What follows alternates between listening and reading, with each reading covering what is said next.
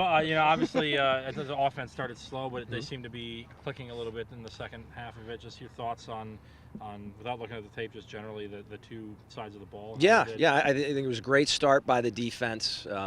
Really emphasizing turnovers, and they've done an outstanding job, not just today, but overall in the spring. I talk about it's one thing. It's not just interceptions; it's opportunities for interceptions, and it's one thing if we could have had 5 interceptions, but we dropped 2, or we didn't make a play on a third, or whatever it was. Today we took advantage. A lot of interceptions that could have happened today, and so I'm particularly pleased with that.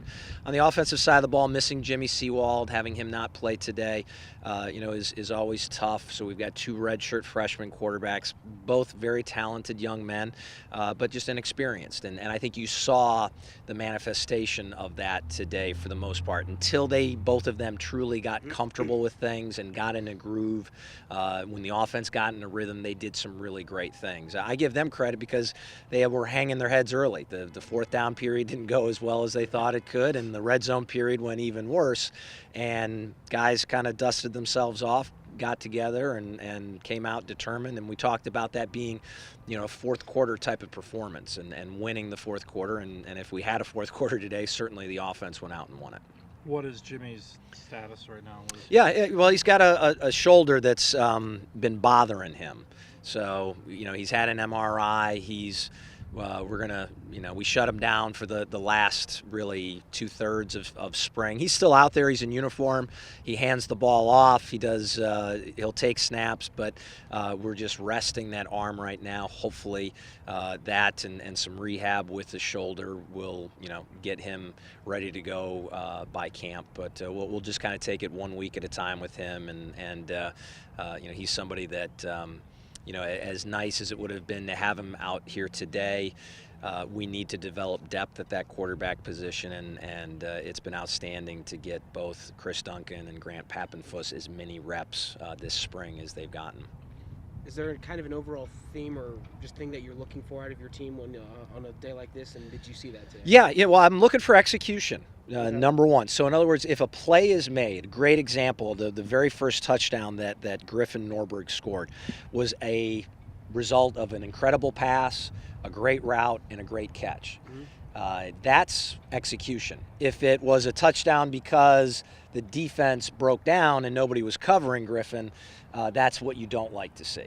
So the plays that were made today in general happened because one player was better than the other, because it was a great throw by the quarterback, a great route, a great catch, or a great defensive play, great tackle.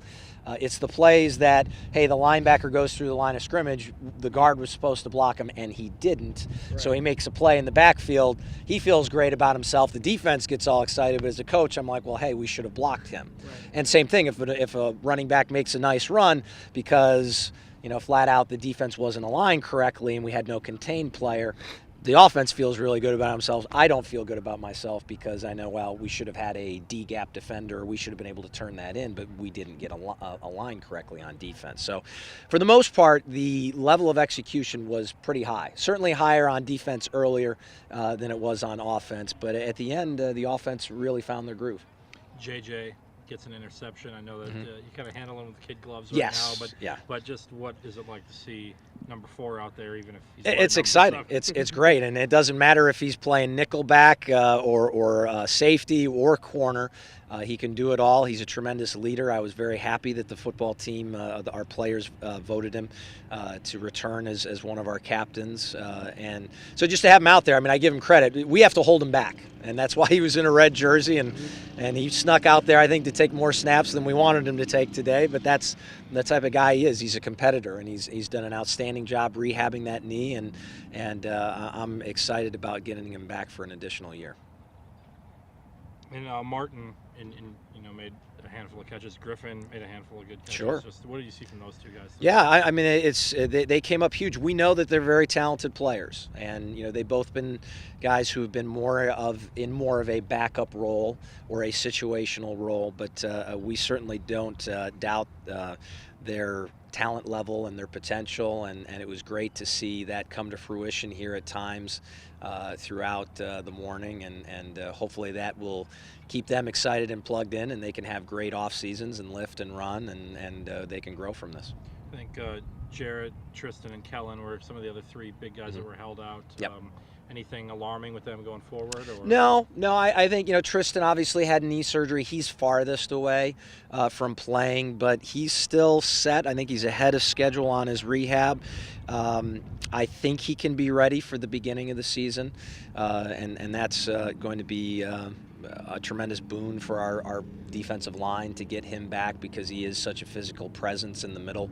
And just to have seniors back in general, we need that. Our senior class, we have some outstanding football players, some outstanding leaders, but our numbers are slim.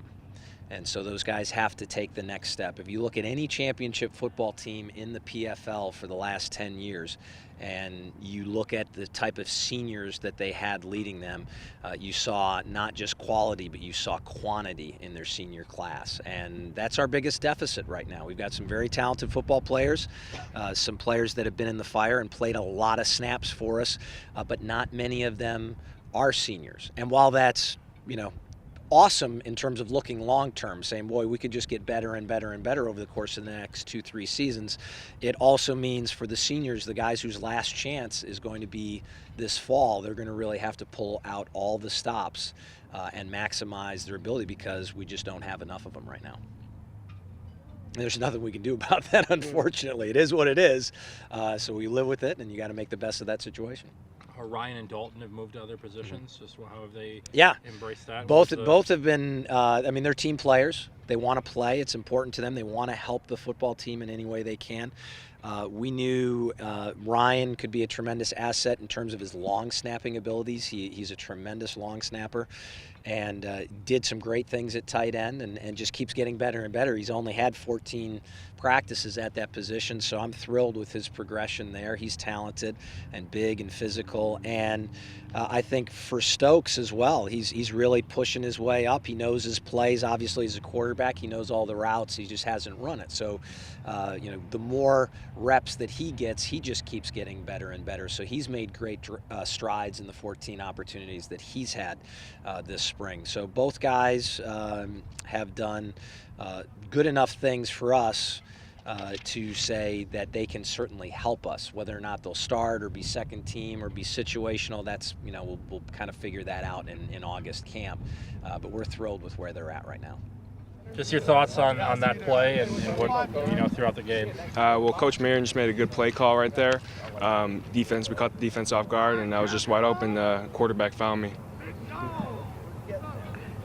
Is it, you're a big tight end, you've got some experience now. How key is your role going to be this season? Not sure yet. Should be pretty big, but still Sutter's the main tight end, but he's looking real good, but yeah. How much different is it this time around with this being your second go-around, kind of being more familiar with everything? Yeah, it's a little bit easier, just because you're a lot more familiar with the stuff, the offense and everything, but yeah. What did you take from your first year that will help you into your second year and really going through this whole process? Just really, I feel like learning the offense. College football is just so much more complex. There's so many more little things to it and everything. And once you really pick up on those little things, it could really help you in the college game of football. Is there anything specific that you learned that, the major transition from high school to college, that was a major difference for you? Main blocking tips, keeping the hands inside, certain things, keeping a wide base. Mine's kind of like a mind block right now, but there's a lot more things, yeah. It was a little bit of a slow start for the offense today, but did you feel like it was starting to click as time was going on? Yeah, a little bit. Yeah, we started off real slow. The defense was playing real great, but as the scrimmage went on, we started picking it up a little bit more, started moving the ball better, and I found the end zone a few times. How fun is it when guys like you and Chris are making catches, some local guys? Absolutely, yeah, it's really fun, because it's the region boys. Is there? Are you guys close? Locker room? Yeah. Bryce also, and you guys know each other. And Dylan Johnson, all about both boys. Bryce Cook, Crook.